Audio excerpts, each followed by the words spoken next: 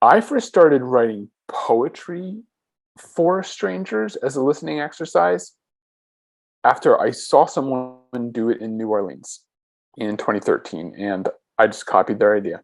And so here's me doing the same thing I saw them doing, essentially, in front of the Smithsonian National Gallery of Art. And I would set up this table. I would always bring a friend. This person later became the head speechwriter for Stanford University. And I would have the sign, and people would walk past and they'd say, "What are you doing?" And I would say, "I'm writing poems for people. May I write a poem for you?" And they'd say, "Sure." And I say, "What should the poem be about?" When I saw someone doing it in New Orleans, it looked like just a fun thing. It was down in the, in the French Quarter, and there are people doing fortune telling, and they want to draw your portrait, and they are making sort of necklaces sitting on a blanket.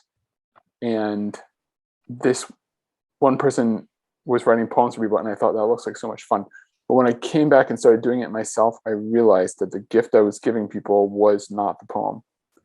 It was the listening, the space that I was holding.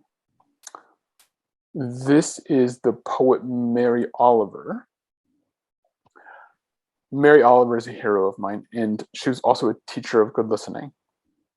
And here's something that she said that I've always appreciated. She said, "The poet must not only write the poem, but must scrutinize the world intensely, or at least that part of the world which he or she has taken for a subject. If the poem is thin, it is likely so, not because the poet does not have enough words, but because they have not stood long enough amongst the flowers. Because they have not stood long enough amongst the flowers." And being a good listener is fundamental to being a good poet. We succeed as poets when we cultivate presence. We're able to be present. Here are some of the people that I talked with. Just a random selection of people that I talked with or in my years of writing in front of the National Gallery of Art. Just a major cross-section of doing this on the weekends for fun. The guy on the left came up and said he wanted his poem to be about yuppies in DC.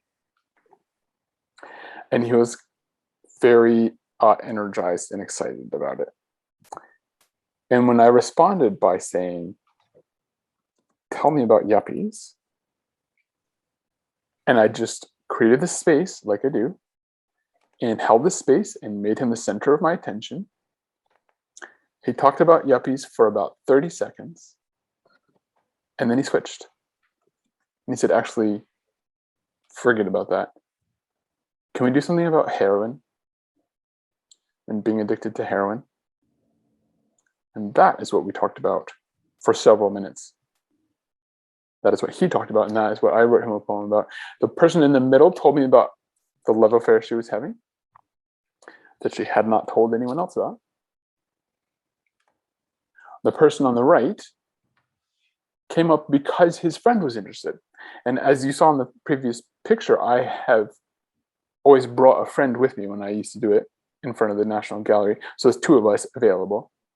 So his friend started talking to my friend, and he was just standing there, and I was available, but just patiently waiting. And he was ignoring me. And finally he said, "Maybe I'll try this too."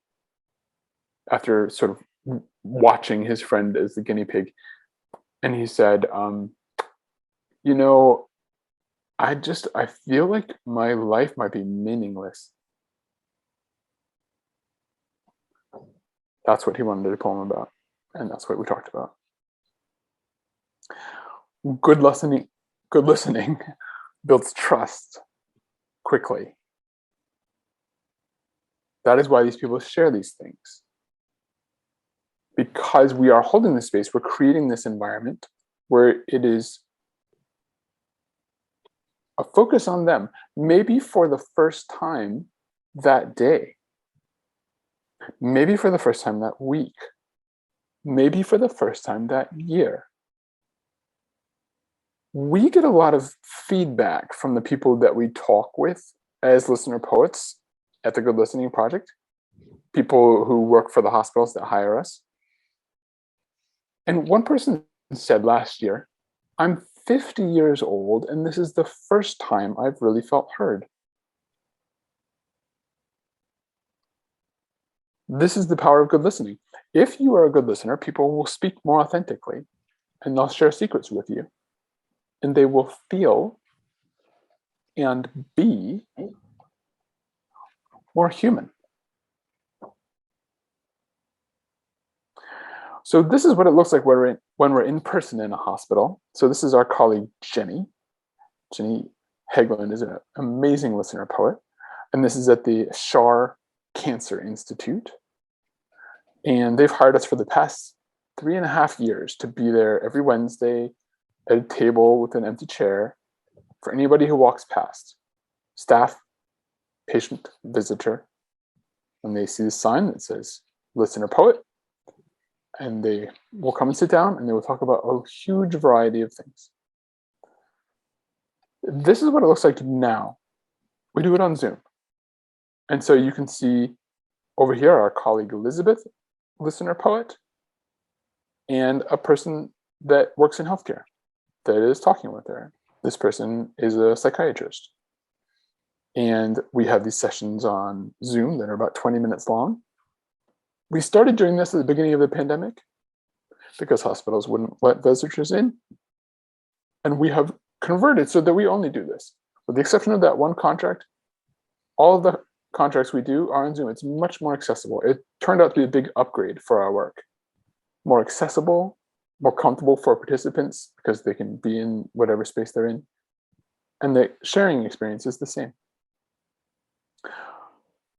I want to share an example of a poem that I wrote for somebody that was a nurse that I talked with at the ANA conference in 2019.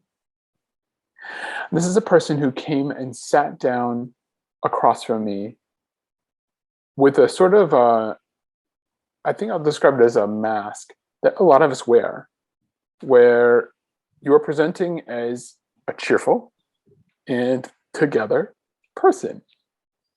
I hope that we can all relate to this because I know that it's a big thing that I do. You have sort of shields up and they often look like a big smile. And she sat down across from me and I said, what should the poem be about? And she immediately started crying. And she said, oh, there it is. Well, I guess this one's going to be for Donna the widow. And she proceeded to open up and tell me about what it was like to be a widow and think about this every day. I'll read the poem and then I'll explain a little bit more.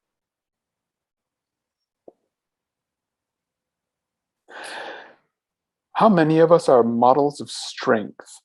I'm sorry, let me try again. How many models of strength we have that are really just exhaustion? Holding it together because what other choice do you have? Grief and loneliness pressing down, even as cherished memories push up. She's so strong, so resilient. Well, honestly, if this is what resilience feels like,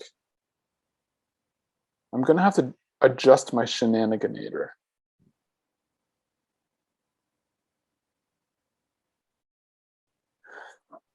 And shenaniganator was something that she mentioned that her husband used to call her, that she got into lots of shenanigans, and so he would call her his shenaniganator.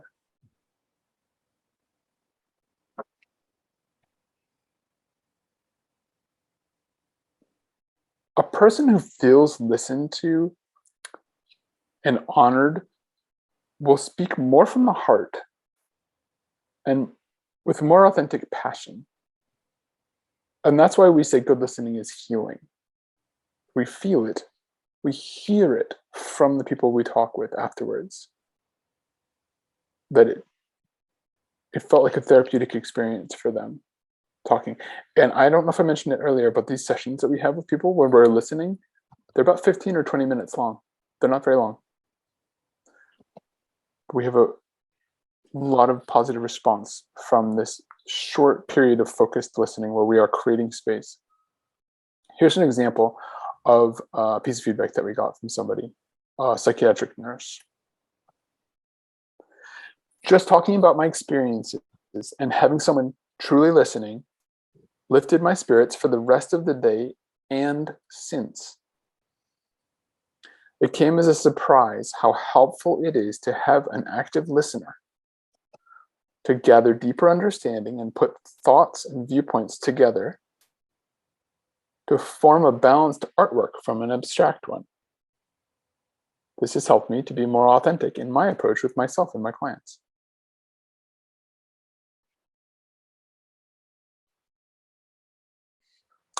Another poem, this one was from a NICU nurse who was nearing retirement and was talking about how in the past decade, she'd gotten so much value and meaning from teaching, from bringing up young nurses who are just starting in the field in the NICU. And I think many of you will know what a PIC line is, but that's what she's referring to there when she says PIC. When I place a PIC, it's wow, this, saving a child's life, this is what I was born to do. When you place a PIC, and you do, and you do, and you do, and you stand on my shoulders to reach even beyond, it's all right. Okay, wow. Actually, maybe this.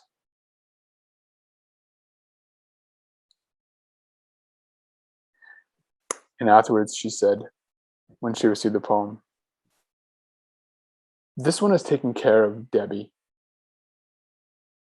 And she doesn't do a very good job of taking care of Debbie.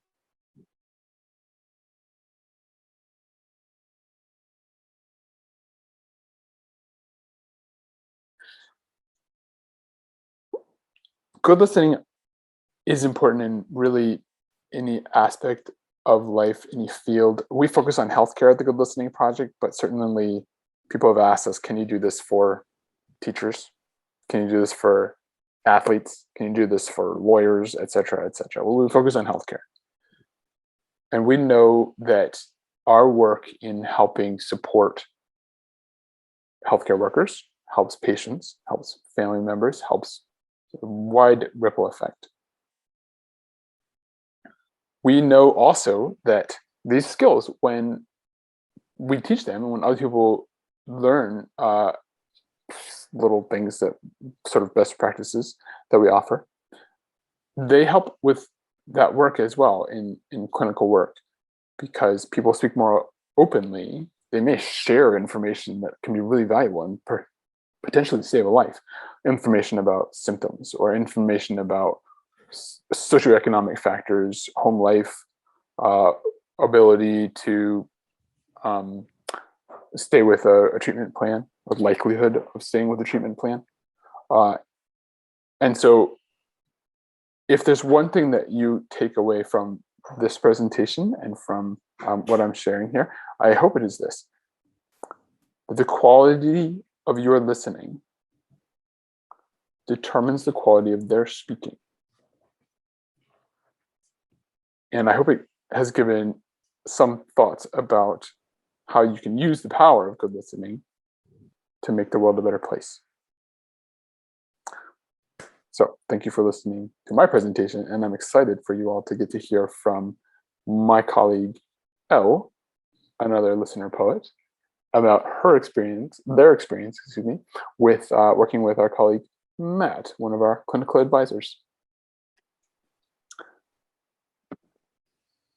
Well, Frankie, so much. Thank you so much for that presentation and for sharing those poems with us. You covered, through your presentation, how the inception of listener poets and the serendipity of being able to see a poet and to be able to replicate that in your experience. When you think about your work and all of the individuals that you have worked with over time, some of the comments in the chat, Muriel shared how powerful those poems were. Muriel, thank you so much for jumping in. And everyone, as you have questions, feel free to please add those to the chat and the conversation.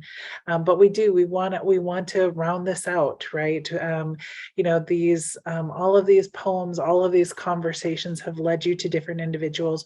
One of them being Matt, who is here with us tonight. And Matt, I would love for you, to share with the group how you became engaged with the Good Listening Project as a nurse and what that experience is like. And Al is here.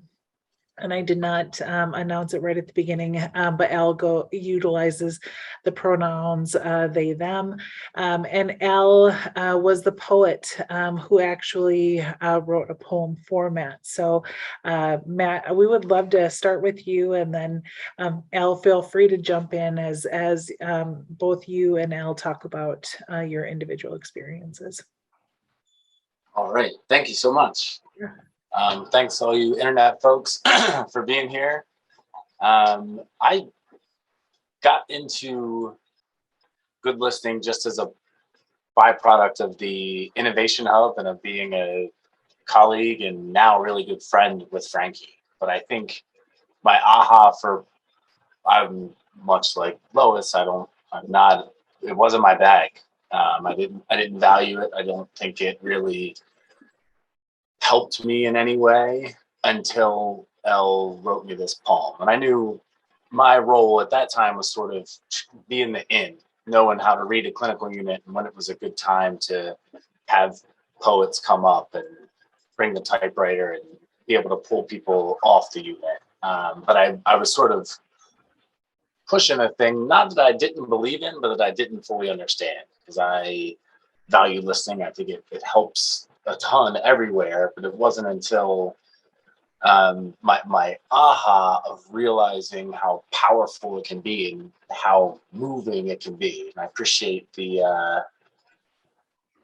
poems that were shared in the chat. I will definitely check some of them out. But this is the first time I felt like moved by something written.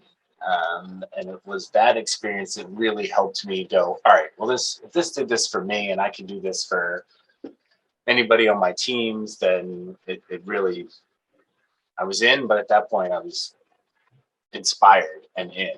And I think it was the early stages where we did have the typewriter, and that was kind of I think Zoom, besides no more in-person HOA meetings, I think that could be like the biggest win from the pandemic is moving this to Zoom, because it's even therapy and things like that, I don't feel like took a massive step back when you started to do them on Zoom, because the typewriter, putting a typewriter in a break room where nurses are trying to take their breaks was initially sort of a hurdle that we pretty quickly got by. But the other hurdle that I think Zoom really helps with is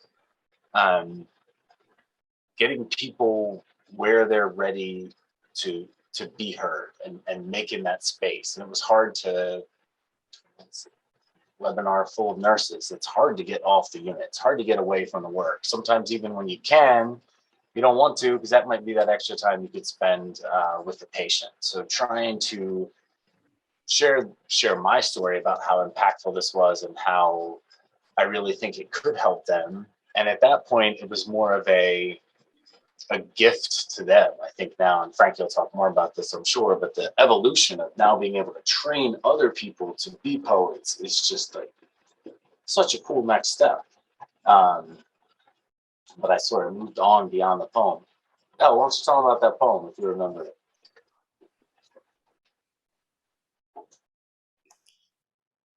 Pardon, sorry, I didn't hear what you said. It's all good. I went too quick. I didn't talk about this poem that you wrote for me.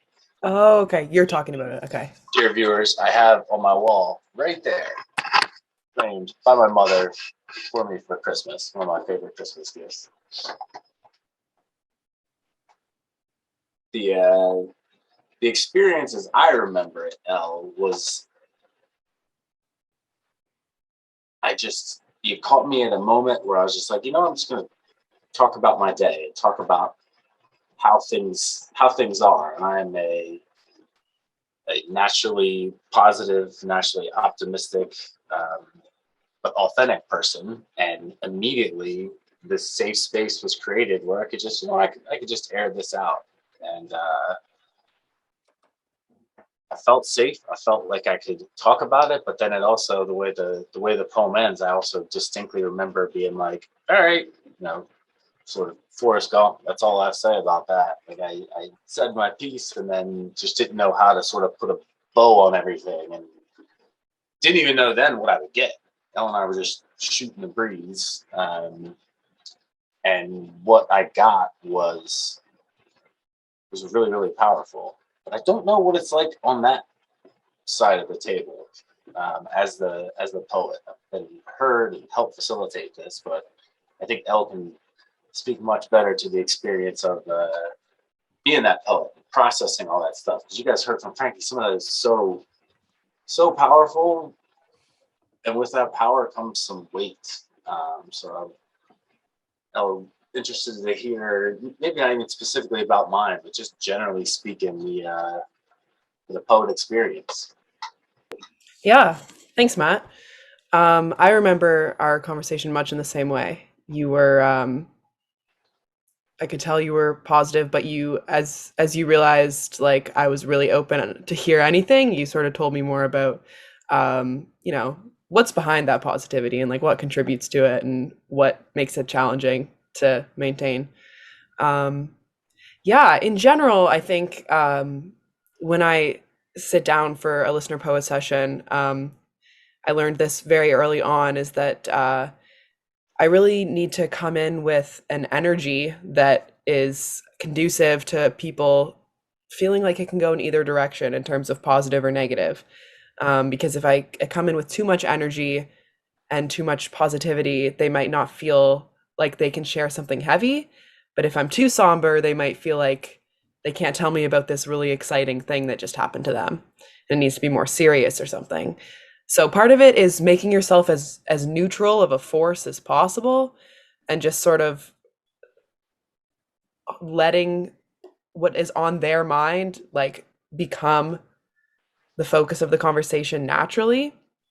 And I guess one other thing that I'll say is at least in these settings as listener poets, it can be very tempting when you're really connecting with someone and really listening deeply and understanding what they're saying to relate and share your experiences that are similar to theirs, what they're sharing, which is something we typically do in conversations with others. But as a listener poet, people are sometimes, I mean, if you don't step up and share your own experiences, they're going to keep talking about themselves. So it's actually quite interesting.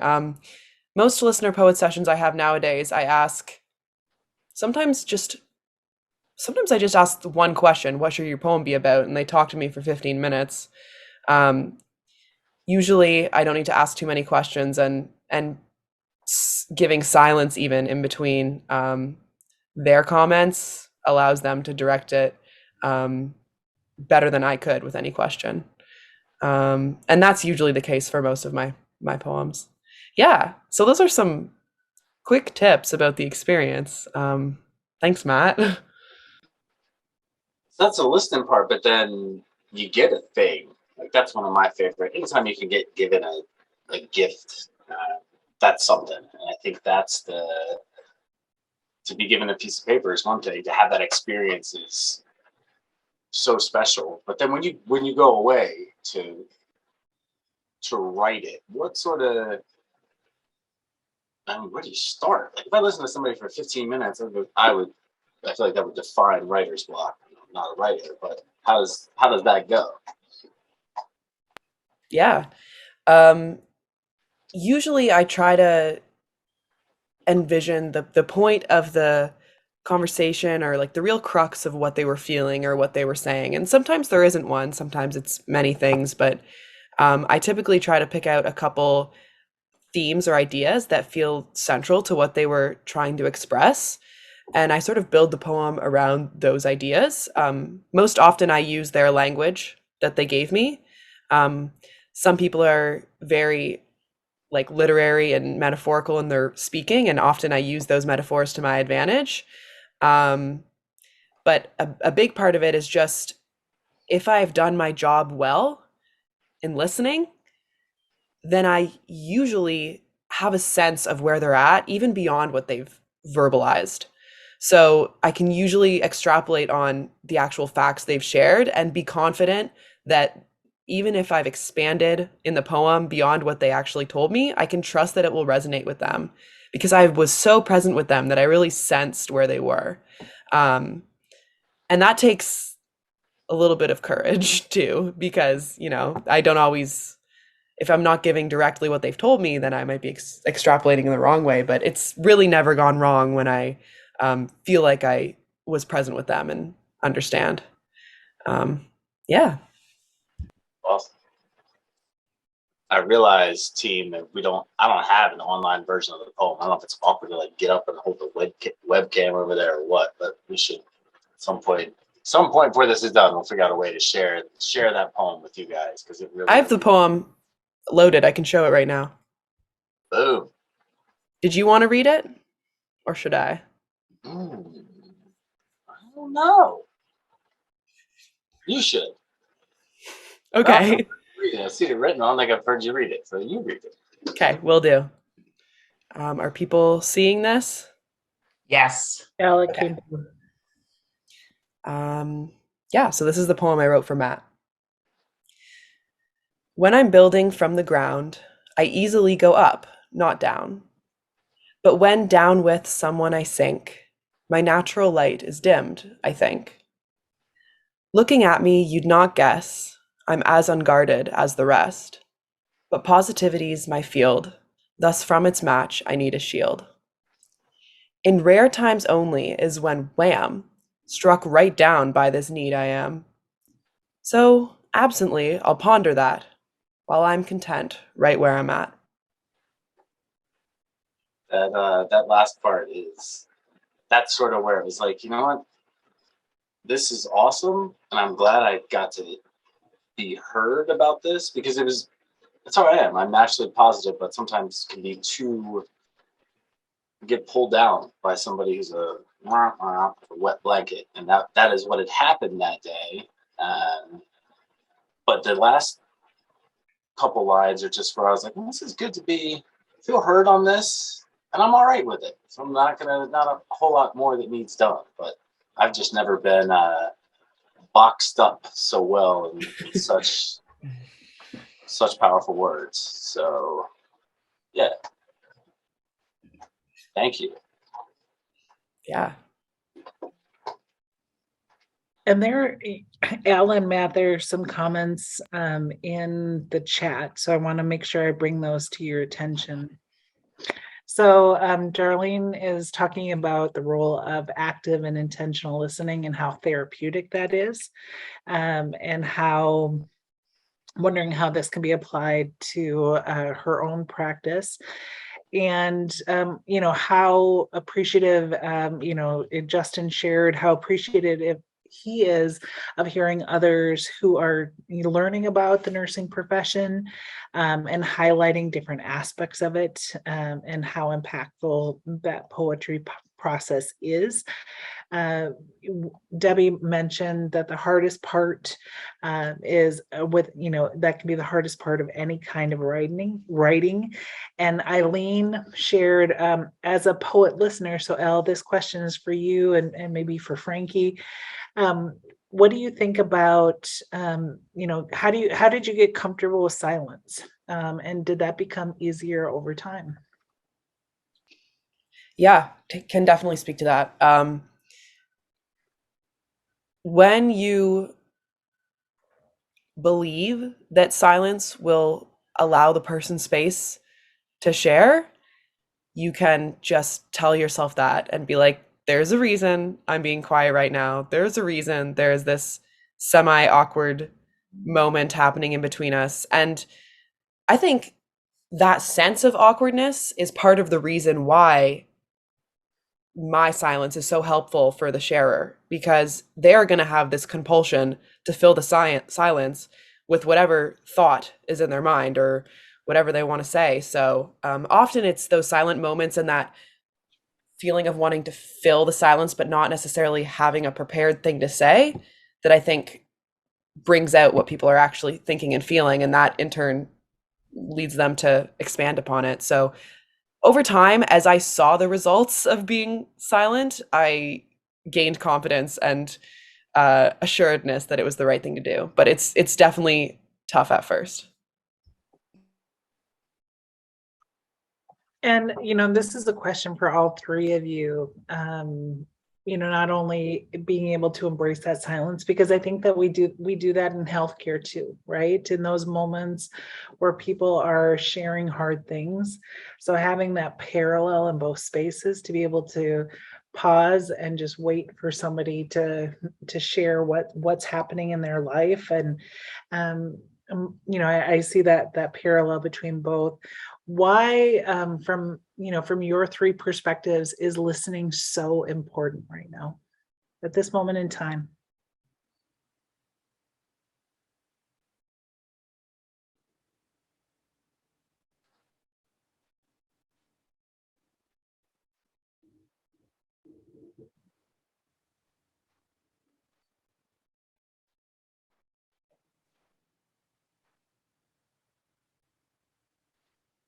Matt and I are looking at each other through the Zoom. I thought we were just drawing out the whole silence bit.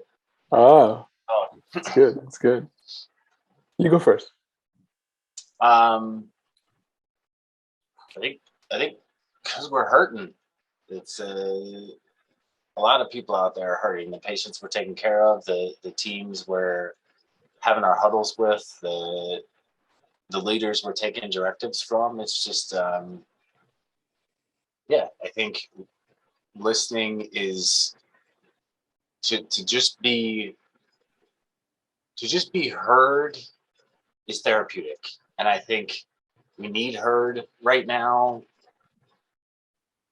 because people are hurting so much, and to give a little bit of space and just, even if it's unpacking a tough thing when you come out of one room and go into a different room, but you pass that nurse in the hallway, just to share a quick blurb, I don't know what that is, and be heard helps. And I think to make it a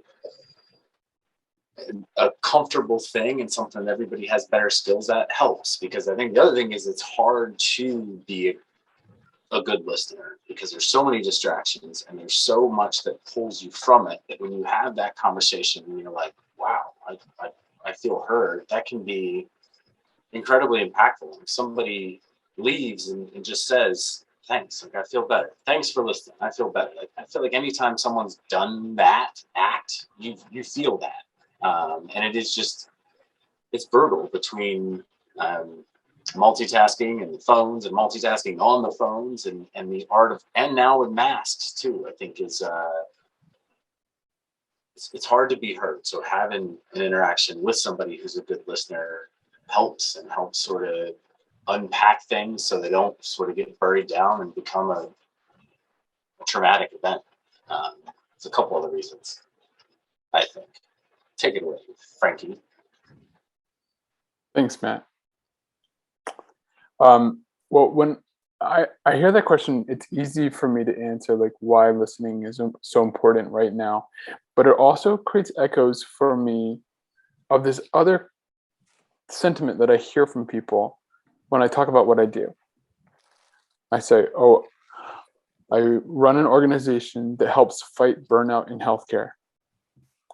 And they say, wow, that's so important right now. And I have to hold back this instinct to be like, Yes. And it's not new. Was when I started this organization in 2018, it was because I had just had my first job working in healthcare, working as a designer for Johns Hopkins Sibley Hospital. That was my first time. And I'd been there for 3 years. And I was just learning about the burnout epidemic, pandemic. I had never heard of the physician suicide crisis. I had never heard nurses talking about being crispy because it was taboo to say burnout. And no one I knew had heard about it. And I started the Good Listening Project because that was a problem that I felt like I could solve. And I had a lot of friends who were nurses and doctors. And so why is good listening important right now is kind of like, to me, the question, why is self-care important right now? Like, well, you can answer that question, but questioning the question is like, self-care is important right now because self-care has always been important. And thank goodness there's a spotlight on it right now. There's a spotlight on it. And people are saying, oh, self-care is important. Oh, have you tried that app? Oh, do you meditate? Oh, do you do yoga? Oh, do you want to take a break? Why don't we all take a break right now? Hey, I heard that you go for long walks.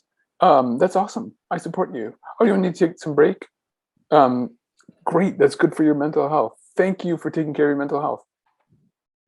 Hallelujah. Thank goodness. Self-care is important right now. And it was 50 years ago, and it will be 50 years from now.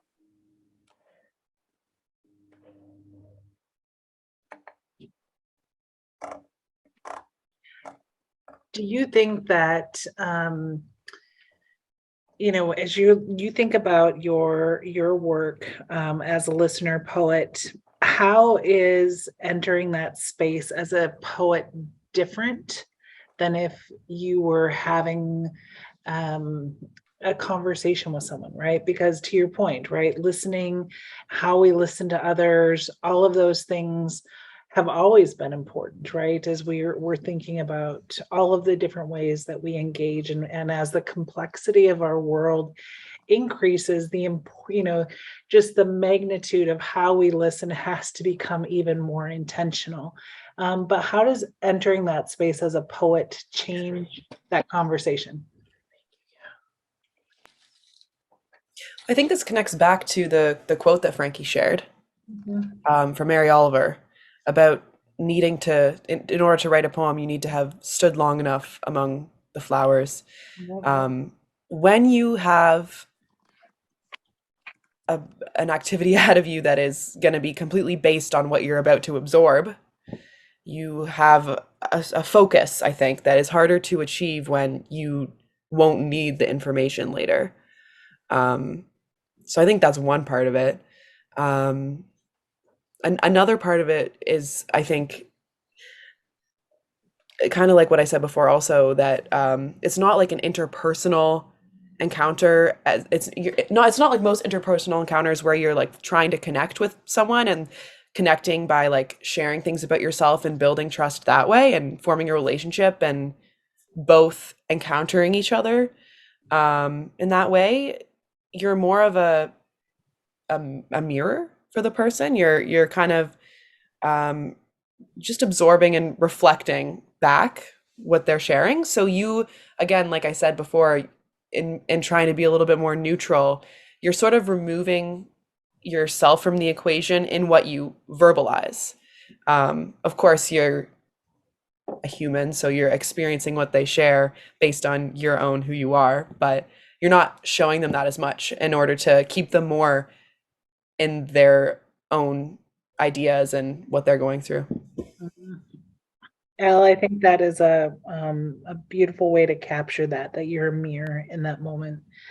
When you think about, Matt touched on this a little bit as he talked about how what's happening with nurses in healthcare environments, with teams caring for populations that are struggling, and when you think about the unique work of the Good Listening Project in healthcare environments, how are you seeing it be received in those environments, and what kind of spaces have you done this work in?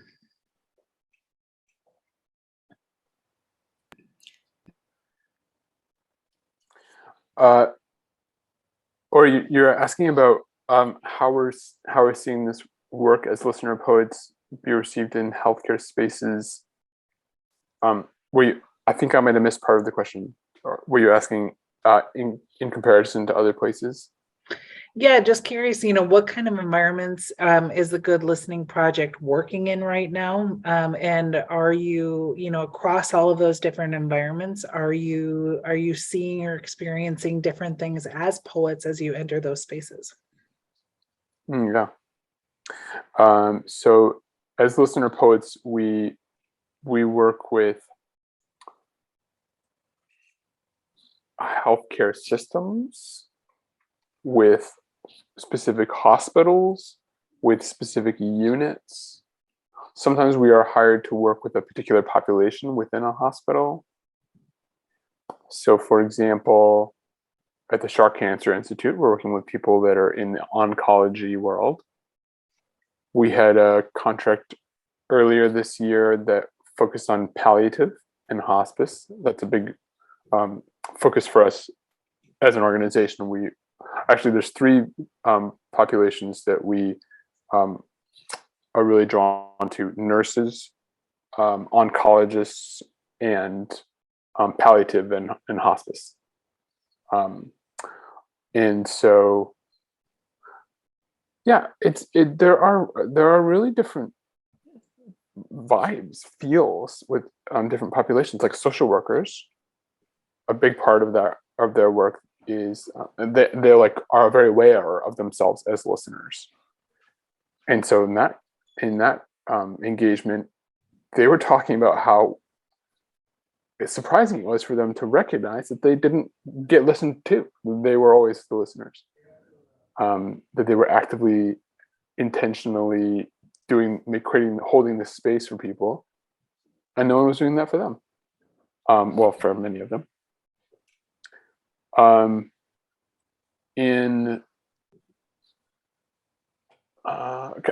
can you think of another example of something that might be a little different or a departure? In terms of different populations, I guess. Yeah, I mean, every individual person brings a different energy or experience. I don't know. I think this is not what you asked, but it's what it made me think of. Um, the switch from in person to online was probably the biggest one. That had more of a difference because you're, instead of meeting people just in the middle of their day, they run into you. They have a bit more time to mentally prepare for the session. So that goes both ways. Sometimes people are more prepared with a story about their life that isn't quite as deep as if you had caught them off guard. But also sometimes people have given thought to what they really want to share and are able to share that. So that's one difference in setting. And that makes sense, right? Just depending on the individual who comes to you, but knowing that you're working in multiple different settings, and I see some of the questions getting answered in the chat. Elle, thanks for helping with that.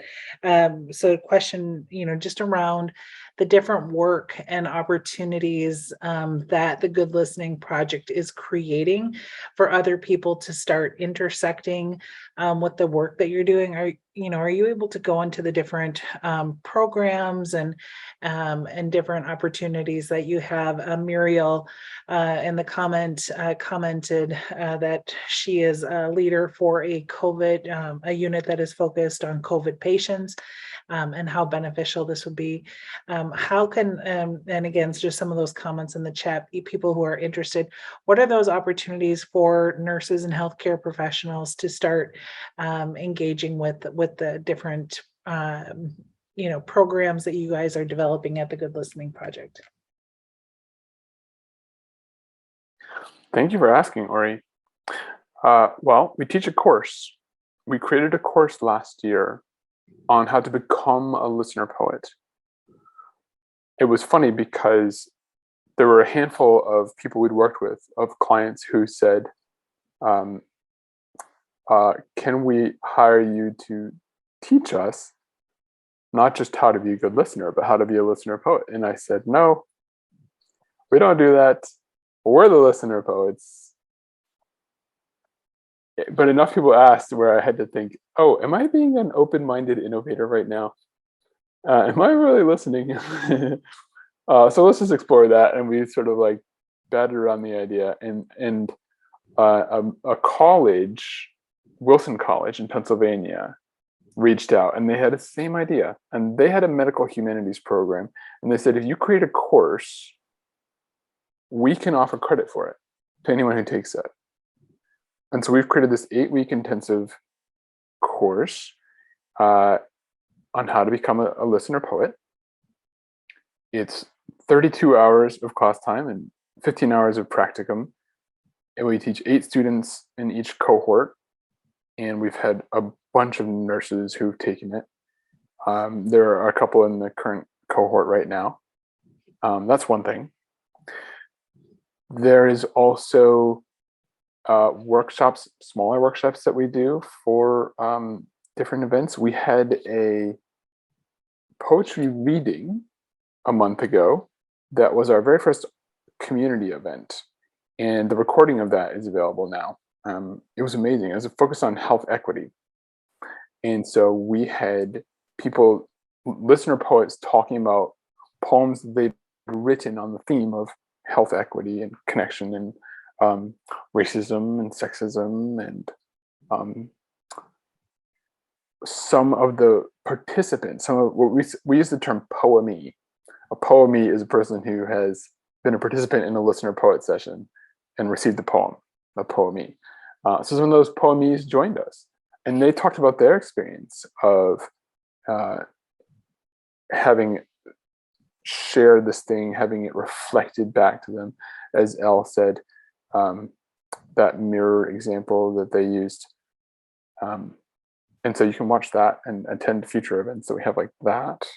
Am I forgetting something, Matt or Elle? Oh, one more. We've just created this opportunity where, as we are training students in our courses, in their practicum, they need to serve as listener poets for people who work in healthcare and get this training experience with it's a sort of model of like the student haircut, where it might not be exactly right, but it's only $5. In this case, it's free. But we are looking for people who would be interested in serving as a guest poemee. And I'm looking at a chat here, maybe from Elle. I did not mention Brave Conversations. Oh, interesting. Great point. This is another part of our engagements with hospitals. It's the second phase. So the listener poet session is one-on-one, as we've been discussing, after which the poemee receives a poem, reflecting and based on the conversation. The second thing that happens is a week or 2 later, they join a small group conversation. We call it a Brave Conversation. This is 4 people from the institution, plus 2 facilitators from the Good Listening Project. Each participant has had a one-on-one listener poet session and come in together to talk about the experience, to talk about what came up in their listener poet session and share the poem that was written for them. And they're not required to share, but almost everybody does. And the feedback we get is that it's really incredibly connecting and humanizing. People are connecting with people on their team that they may have even worked with for years and are hearing things because of the space that we hold and because of the facilitators that we have, enabling these things to come out and for people to feel seen and heard and not alone. So I'm not sure if that answered your question, but those are some other ways people can participate. I think there are a lot of options there, and I think the last few words that you ended on, making sure that people are, that it's humanizing, that people feel heard and seen and are not alone, is there are so many different aspects of our society that could be improved if those things were done routinely. So when you think about, and this is a question, Frankie, for you and Elle, were you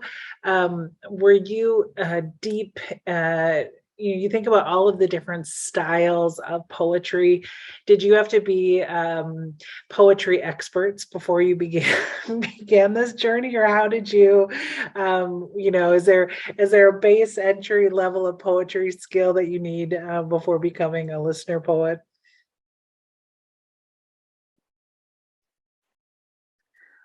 Well, I mean, Elle is an extraordinary listener poet. I don't know if you're a great example of what's possible just because you started at a really strong place.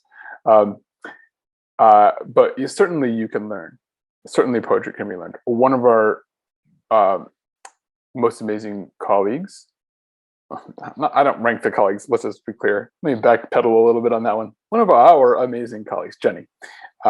When I first hired Jenny had a master's degree in counseling and was clearly like super high, what is the term? EIQ, emotional intelligence.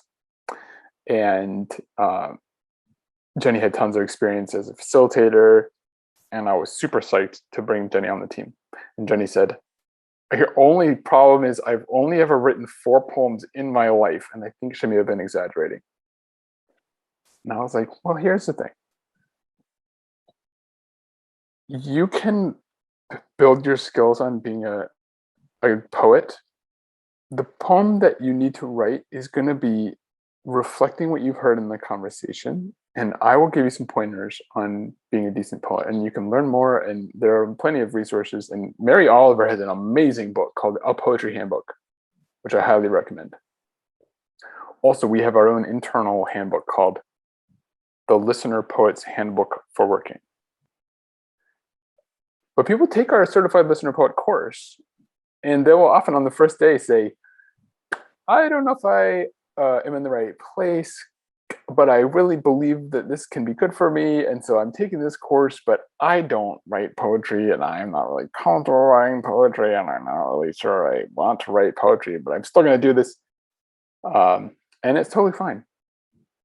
And it works out.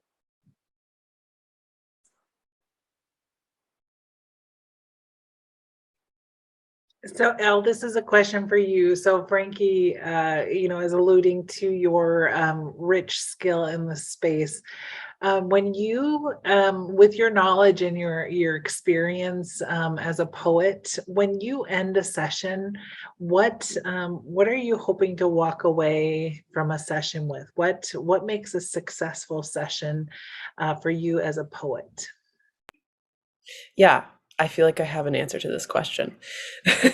When I end a session, if I feel that the person got to that thing, like that thing that was actually on their mind, it usually takes a couple minutes for them to actually, even to themselves, realize like what the thing is that they want to share. Because most people have at least a couple worries or hopes or things that they're grateful for, just something that's kind of in their mind lately. So if I feel like I really got at what was most present for them, that's a successful session.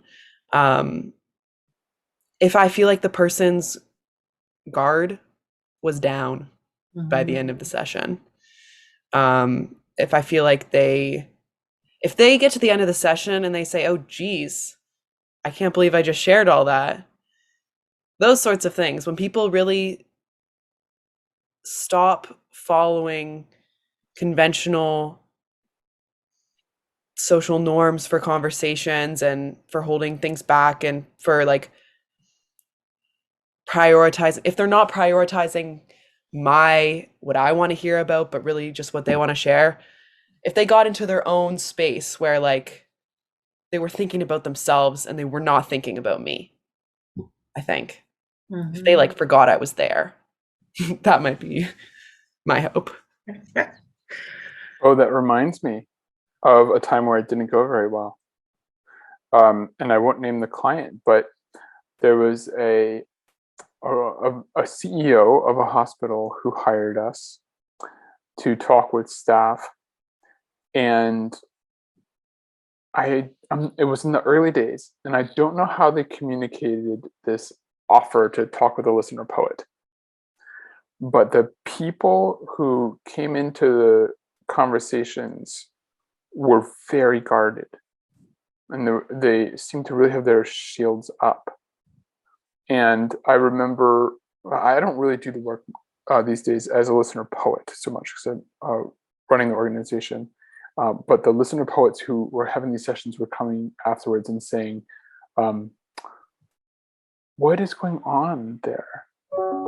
Because these people seem to worry that there's a right answer, that there's something that they're supposed to talk about. And we're clear in our sessions, like, this is anonymous, and the poem will be anonymized, the story will be anonymized. If it's shared in a publication, you always have the option to say, please don't include mine in that publication. We create publications for our clients, like printed books. And also, you may have seen some on our website. If you go to goodlistening.org, you can see some poems we've written for people. They're always anonymized. But I don't know we ever found out what was happening with that at that institution. But some way that the CEO had communicated this to these people, they felt like they were very much being watched. That was my impression. Do you remember that, Elle? Yeah, I do. And that really undermined what we were trying to do in the situation. So part of the project management piece is making sure that the client is on the same page about what the program really is, and prepping people in a way that's going to be helpful, not hindering. So creating space for these conversations to happen, and I think just like any other good project, level setting expectations, all of those things, having those clear from the outset. Matt, you have a new role, and a role that you have been filling for the Good Listening Project, as a nurse. And are you willing to share how you're continuing your work from that first poem that Elle wrote for you? How are you continuing your work with the Good Listening Project? We have a team of us, the clinical advisory group, the CAG stars, and we get together and basically just giving insights, feedback, how it could work. I think early on in the early stages of the sessions, trying to figure out a way to, like, the fact that it's just 4 people now, I think part of that is from the group that we tried the first time was too big. And the people, it just wasn't as impactful, and it was hard to get the protected time. So really just trying to give and being in staff development now, I'm further from the bedside, but still trying to give insights on how to get the message there, and how to be flowing with the hospital life, as sort of as poets and non-clinical folks, and understanding what goes into that and how they can be most impactful, and then trying to recruit and get different perspectives. I got one of the physical therapists that works on my team here at BHC Health. She's an advisor now, just because we had a lot of nurses and some physicians. So trying to recruit some, get different opinions, and kind of share what we think works. It's been the main role of that. It was more impactful, I'd say, early on. Now they've really tweaking things and figuring out, and the not being here in person, like that was a lift to try and get people off the unit, to get them, the poets, the right space so they're not in the break room.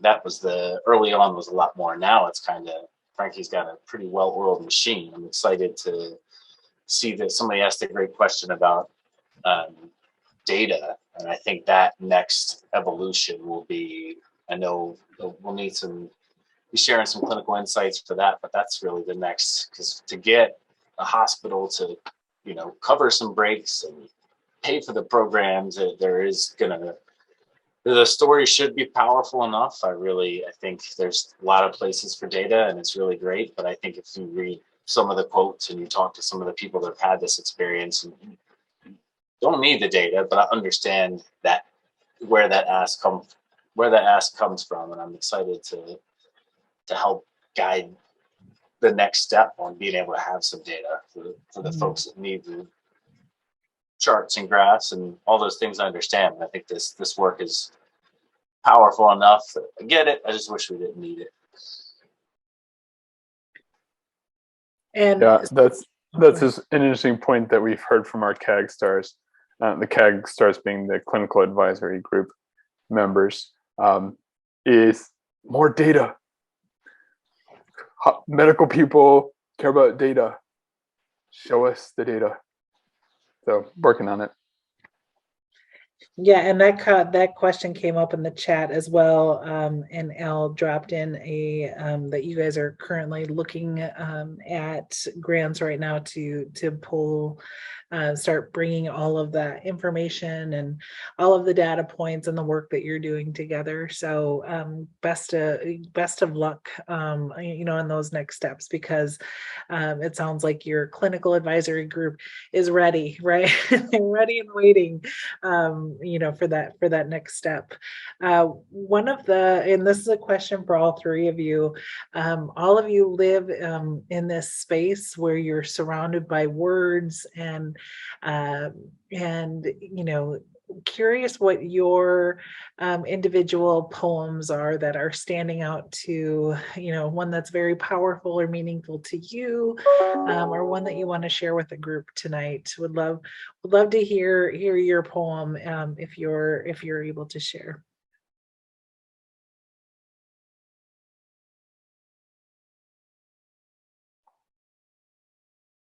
I'll stall for a little bit and see if Elle is thinking of another one that they might want to share. But I'll say the poems that make me get goosebumps or cry, like when people cry at the Good Listening Project, we kind of celebrate. And it sounds so weird to say that out loud, but just knowing like that really just touching a person in a way that you can't hide, that we're making people feel comfortable being their true selves in whatever feeling that is. And when that feeling is sadness or pain or grief or sorrow, that's such a socially unacceptable emotion to display usually. But it shouldn't be that way. I mean, that's part of the human experience. And we have this favorite book in the organization that we talk about a lot. It's called Burnout. Burnout by Emily and Amelia Nagoski. And in that book, they talk about completing the stress cycle completing the stress cycle. So we suffer when we have stress and we get stuck in it. But when we're able to move through that stress and we can come out on the other side, we can complete that stress cycle. They talk about that a lot in the book. And so in being able to move through that pain and process it and make sense of it with the help of a listener poet, it's incredibly rewarding for us.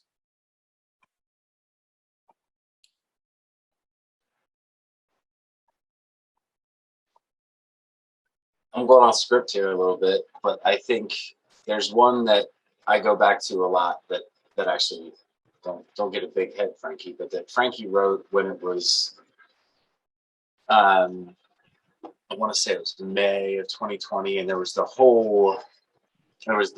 fear, and there was the comparisons to war and things like that, and I don't even remember where the person was that you spoke to, Frankie, but I know anytime I read that one, I can get chills from just thinking of that time period and the fear that was associated with it. And when I read the poem, which I will read right now, it draws me back to that.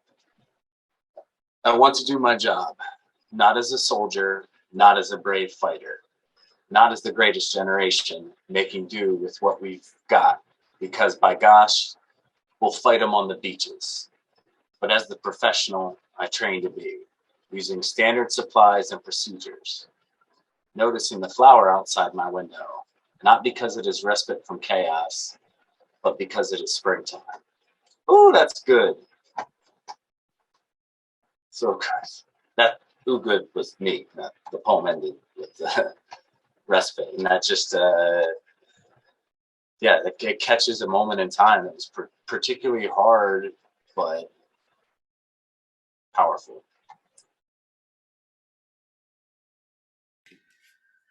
Thank you. I would say, oh, go ahead.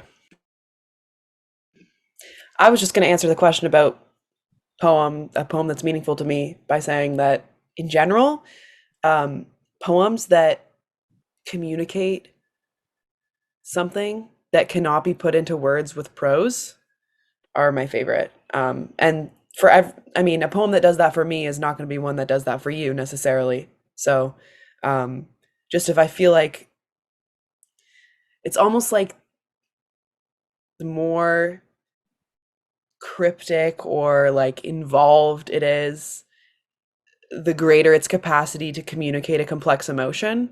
Sometimes it seems to me like the less it says, the more it says, kind of.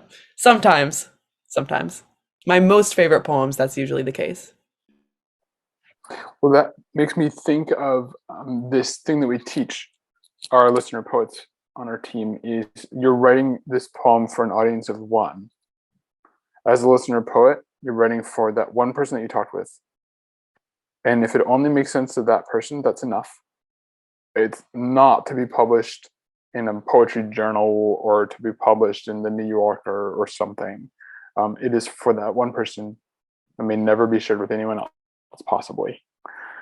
There was a CNO who did a listener poet session with one of us and received this poem and liked it so much that the CNO hired us to work with the rest of the nurses at that hospital. And I remember they were talking about how they'd showed their poem to someone and we were like, can you believe what this listener poet wrote for me? And the person said, I don't like this poem. It doesn't do anything for me. And the CNO was like, you know what? I don't care actually, because it does something for me. And that's what really struck me. This poem is everything to me. And I'm like, oh, that's what matters. Mm-hmm.